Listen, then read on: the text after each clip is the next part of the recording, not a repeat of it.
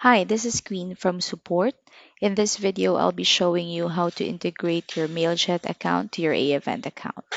So, once you're logged into your AEvent account, from the dashboard, you just have to go to the integration section by clicking on this one.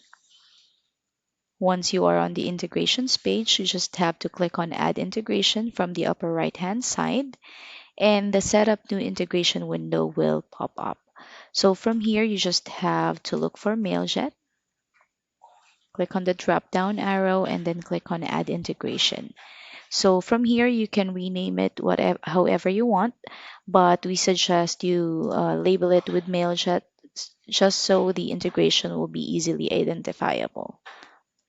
Once you're done naming your integration, just click on Connect and you will be prompted for MailJet's API key and API secret.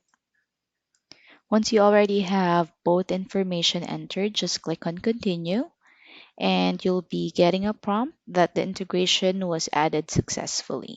So once it's added, you can proceed testing it to make sure that it was integrated successfully. So as you can see here, we have successfully integrated MailJet to my AEvent account. That's all for today. See you on the next video.